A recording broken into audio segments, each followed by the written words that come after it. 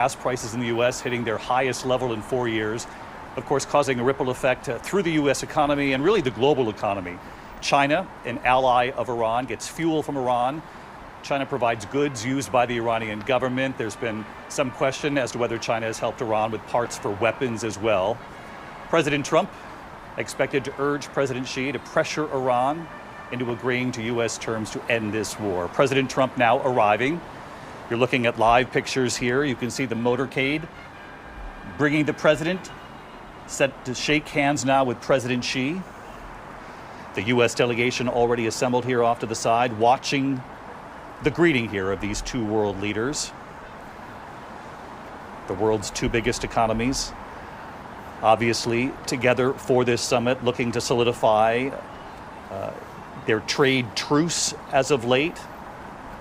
But as I mentioned, the war in Iran looms large over this summit. This is the first visit by a U.S. president to China since President Trump's trip 9 years ago. The two leaders are expected to talk about trade. They're expected to talk about artificial intelligence technology. They'll talk about business. Part of the U.S. delegation here, as you can see, includes business leaders from back in the United States. Elon Musk, of course, of Tesla, SpaceX. Tim Cook of Apple, we could see there in the U.S. delegation as well. Jensen Huang, who runs NVIDIA, of course. He boarded the delegation, boarded Air Force One in Alaska, but it stopped for refueling. Wang has asked for loosening export restrictions on AI chips in the U.S. to China. That has led to some questions from some who wonder if China would then use that technology to try to catch up to the United States on artificial intelligence. They now approach the U.S. delegation. President Xi shaking hands. The Treasury Secretary, the Secretary of State Marco Rubio, Secretary Hegseth also here in attendance. President Trump's son, Eric Trump, his wife Lara, also part of the U.S. delegation. You can see as President Xi makes his way down the delegation, shaking hands. President Xi faces his own challenges here in China, economic challenges, high youth unemployment, consumer demand has weakened here in China. And of course, they're dealing with their own version of this energy shock from the Iran war. President Trump said before this trip that technically Iran is not on the agenda, but even the president, Mary Bruce, acknowledged that Iran would be coming up.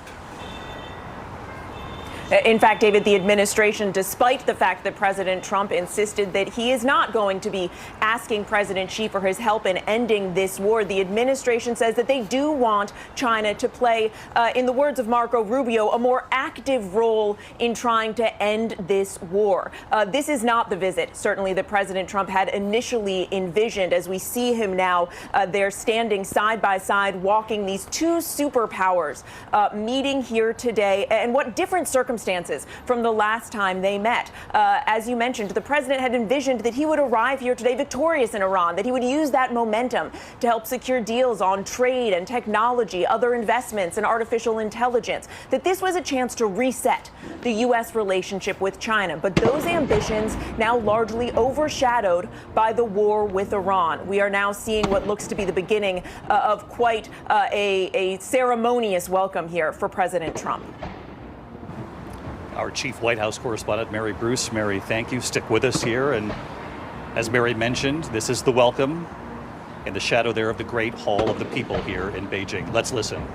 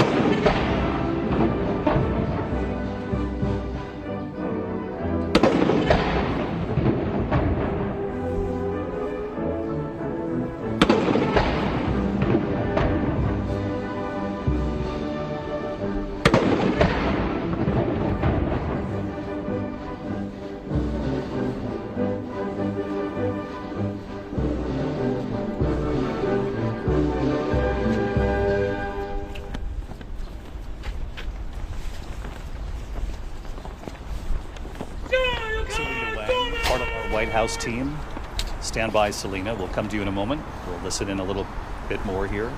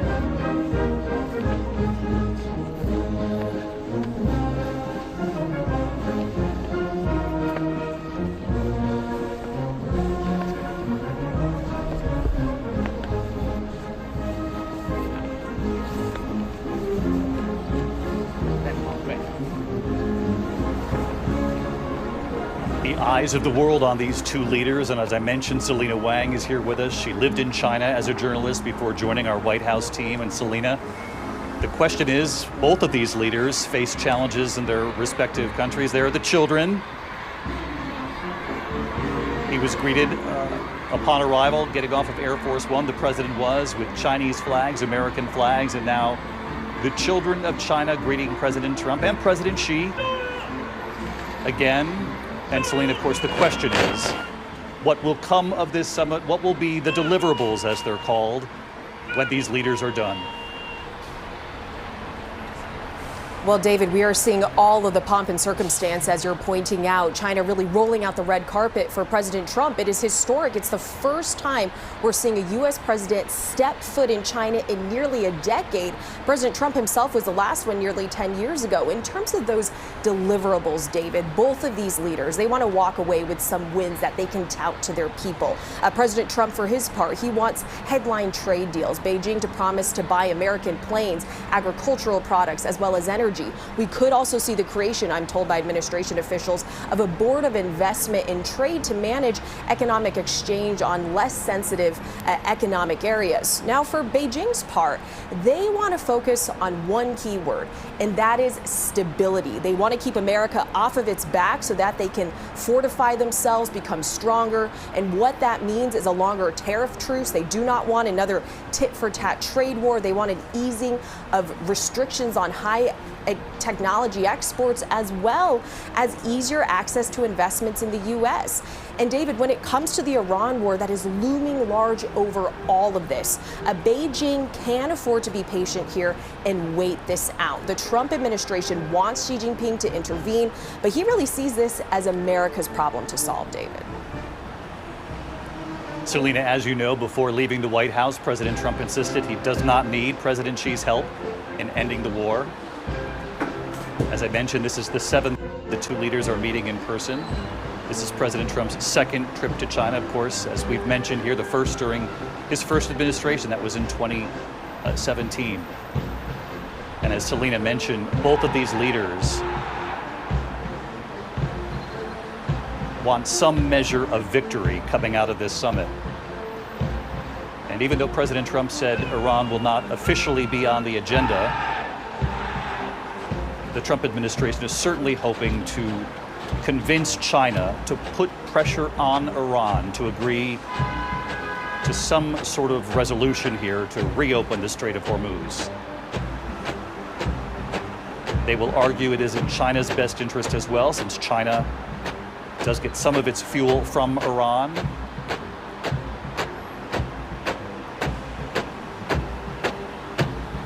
But China has demonstrated at least so far, that it prefers to remain on the sidelines when it comes to applying any kind of pressure on Iran to do anything to come to a resolution.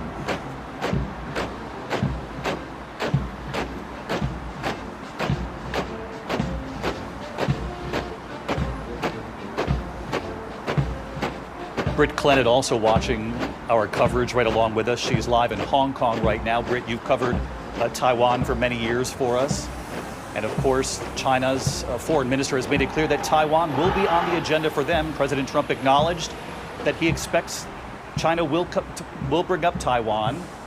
He said he will listen to them. But senior Trump administration officials say expect no changes when it comes to Taiwan from the U.S.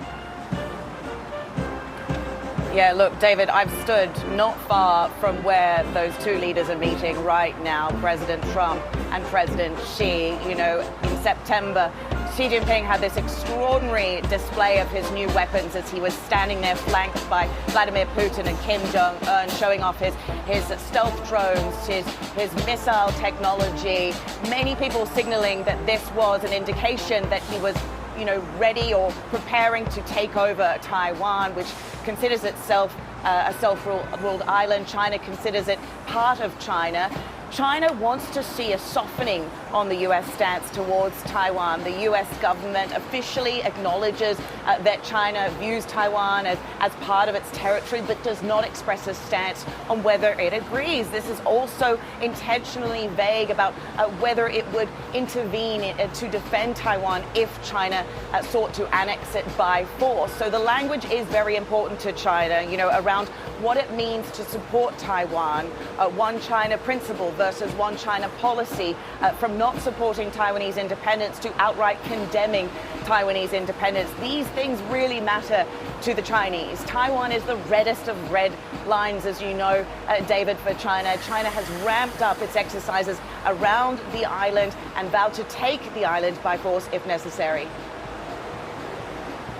China has said that, yes, it would take Taiwan by force if necessary.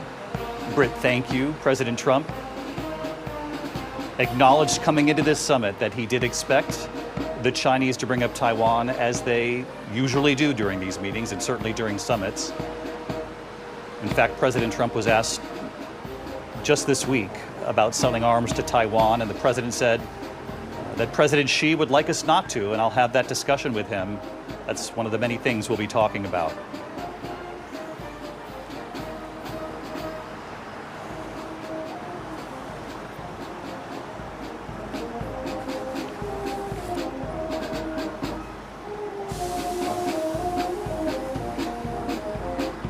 James Longman, our chief international correspondent. James, President Trump has long described his relationship with President Xi as a warm one. He has said these two leaders are connected, that beyond the optics of these meetings, these summits, that there are many telephone calls. And of course, as we know, this is President Trump's second summit and the first return of a U.S. president since his first term. Now in the shadow of the Great Hall, walking up those stairs with President Xi. Certainly larger than the shadow of the hall, though, the shadow of the war in Iran that rages on with a stalemate in the Strait of Hormuz. Yeah, David, in many ways, this is where Donald Trump likes to be, a superpower alongside him, making decisions that affect the world, that impact people around the globe. But we are watching all this during an incredibly expensive game of chicken over Iran. And the big question, who's going to blink first? How much more pain can Iran take from the U.S. blockade on Iranian ports, which, by the way, is working? I mean, the U.S. blockade is hurting Iran. The U.S. Navy does have incredible power to shut down energy imports. Just look at what the U.S. has been able to do in Venezuela, in Cuba. The Navy chases down any ship that goes to or from Iranian ports. And as we've heard multiple times, Beijing, of course, is the main customer for Iranian oil. But also the big question, how much more pain can the US take from high gas prices created by the crisis in the Strait of Hormuz? And in many ways, the Iranians have realized they don't need a weapon of mass destruction, a nuclear weapon. They've got this weapon of mass disruption over the Strait of Hormuz. I'm reminded of an Economist magazine front cover last month, which attributed a quote to Napoleon Bonaparte, which said, "Never interrupt your enemy when he is making a mistake." That feels like China's strategy right now. James Longman, our chief international correspondent, as we watch the two leaders enter the Great Hall, and as you heard James say, that the American blockade in the Strait of Hormuz certainly has been effective, though the ripple effect back home is significant. And Rachel Scott, our chief political correspondent back in the U.S., watching this unfold with us. Rachel, the president said in the last 24 hours when asked if the pain in the economy that the Americans are feeling back home when it comes to gas prices, if that's a factor in his decision-making in the war in Iran. And his answer made immediate news, not only in the U.S., but globally. It did, David, and the president was very blunt. He made it very clear that he's not factoring in how Americans are dealing with this war financially, ultimately into his decision-making on whether or not to make a deal with Iran. But let's be clear here, David. The president and Republicans, they are looking for some sort of policy win. The president there in China, he's facing economic headwinds back here at home. We've talked about these gas prices on the rise amid the war with Iran. And the president has insisted there's plenty of other policy to talk about there in China. This is certainly looming large. Iran's foreign minister was just in China just a few days ago, meeting with his Chinese counterpart. We're in a critical midterm election year, and Republicans are also facing headwinds heading into November, especially in the House of Representatives. So Republicans are hoping there is some sort of economic win that comes from this, something that could sell back home, back in their districts as they're campaigning, get back on the road. They're looking for some sort of victory, and especially when it comes to trade, David. We know so many American farmers were shut out for much of 2025 from China purchasing American soybeans. They have since resumed that since the trade agreement that was reached months ago, but still, that still definitely has lasting impacts back here at home, David. Rachel Scott watching our coverage here today. The two leaders now inside the Great Hall here in Beijing, and we are awaiting our first images of the two of them. They will hold a meeting, a bilateral, inside the Great Hall. The first of 2 days for this summit. The president will also join President Xi tomorrow for a tea and a working lunch before he heads back to Washington. There will be a dinner later today. And as we await these first images coming out of this summit, our chief foreign correspondent, Ian Pannell, is also with us for our coverage today. Ian has covered the war in Iran extensively since the beginning of the war. And Ian, there's no question that as the world watches these two leaders, and they would like this to be about trade, about two economies, and certainly with this U.S. delegation, including Elon Musk and Tim Cook, and the head of NVIDIA, who was added at the last minute. Certainly the U.S. wants the world to focus on the economic parts of this summit, but everyone very aware of the global impact of this war in Iran. Yeah, I think that's right, David. I think even actually not just the war in Iran, I think in some senses the contrast between President Trump's first meeting with President Xi and the situation today, 10 years later, is very stark.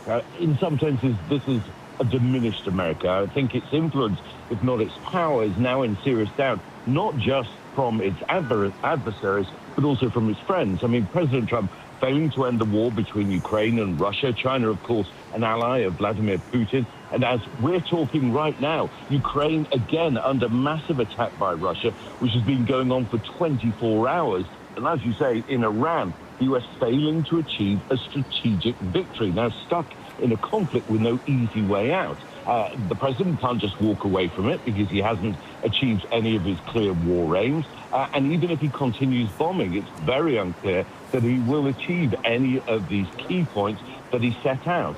And here in Europe, I think Trump is at odds with his old allies, not just because of his threats over Greenland, but his critique over the lack of support for his Iran war. Europe standing on the sidelines, not seeing what the value of the war was. The general view here, I think, is that this was a war of choice that's brought nothing but economic misery for not just the old world, but especially Asia. David? Ian, thank you as always. And we're looking at pictures here, and of course, we would love to know what they're saying. Secretary of State Marco Rubio pointing to the ceiling inside this meeting room, inside the Great Hall. You saw Secretary Hegseth there, Secretary Bessent off in the distance. The president will meet with President Xi in this bilateral meeting before he then tours the Temple of Heaven a bit later today here. Again, Wednesday night back in the States, Thursday morning here in Beijing. The Temple of Heaven dates back to the 15th century, followed by a state banquet here tonight. Secretary Bessent, you can see standing there. He's leading this delegation, this trip. You know, the last time these two leaders met, President Trump and President Xi, the agreement to come out of that meeting was that China would buy soybeans from America, some 12 million tons of soybeans, 25 million tons annually. Here are the two leaders now. And then there was an agreement to halt the back and forth on trade tariffs that had hit tariffs as high as 145% from President Trump. There's some unfortunate words there a moment ago. We're not entirely sure what the tension is being captured by some of these press pool cameras.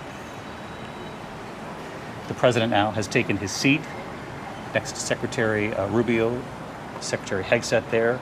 Rubio keeping his eye to the door.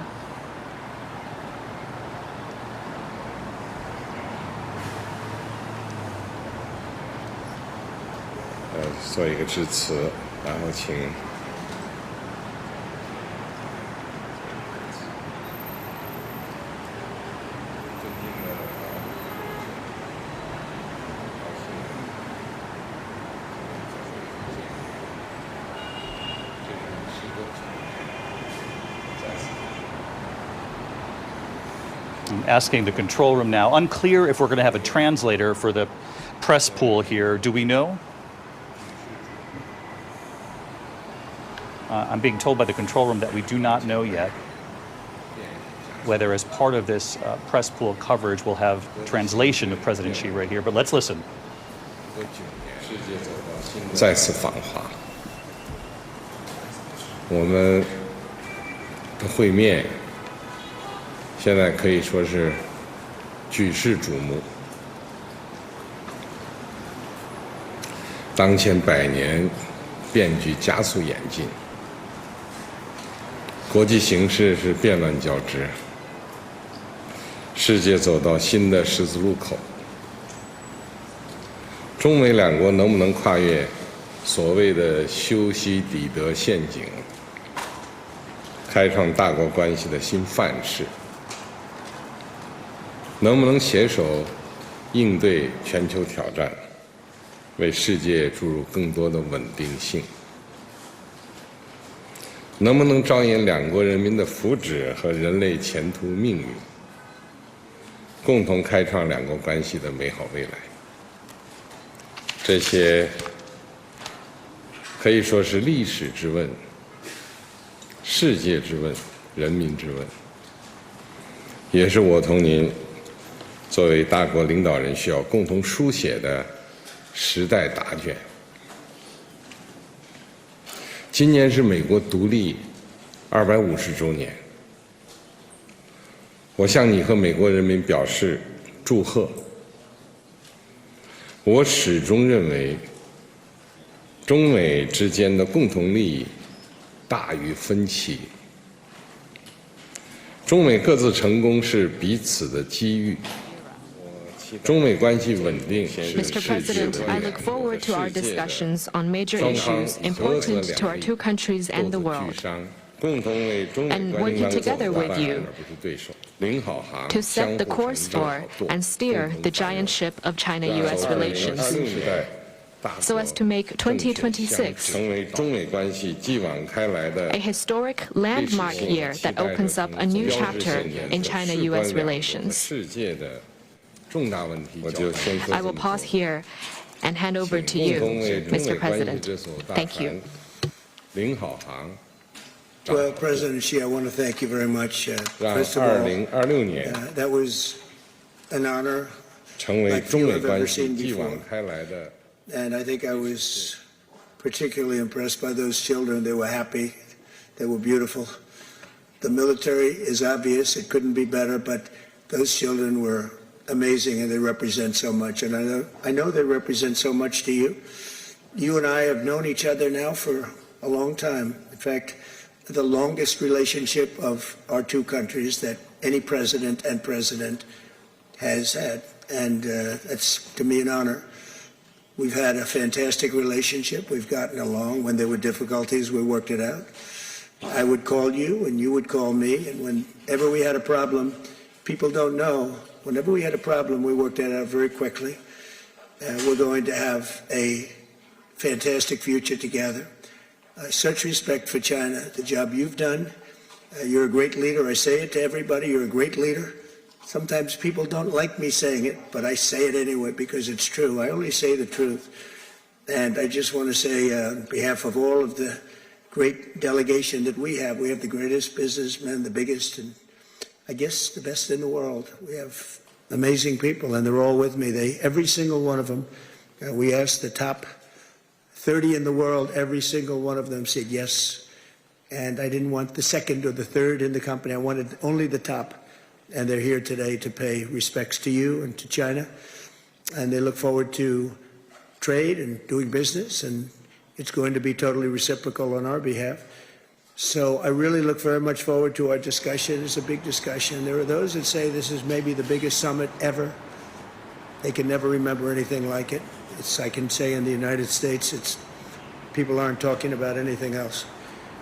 But it's an honor to be with you. It's an honor to be your friend. And the relationship between China and the USA is going to be better than ever before. Thank you very much. Thank you. There you have it. President Trump accepting the invitation, greeting President Xi there, calling President Xi a great leader, saying people back in the States get upset with him for saying that. Some people, he said, but he will say it anyway. He also pointed out that he brought business leaders from the United States and said to President Xi of China, "We have the best in the world." Now huddling there, conferring with Secretary of State Marco Rubio, talking about trade, business, the economy. There with President Xi, but of course a lot of the other issues that will come up here, including the economies of both countries, the war in Iran, whether or not China will be willing to try to influence Iran at all, Taiwan, artificial intelligence, chips, of course, microchips used for technology, many questions moving forward, rare earth minerals and materials, also a sticking point between these two countries. Much to discuss, much to continue to cover here, but there you have it, the greeting of the two leaders, President Trump, President Xi, and their summit here in Beijing. I'm David Muir. We'll continue to report this out, the latest on Nightline, Good Morning America, and of course I'll see you right here for World News Tonight, this time tomorrow night. From all of us here at ABC, thanks for watching. Have a good evening, good night. This has been an ABC News special report. Thrive.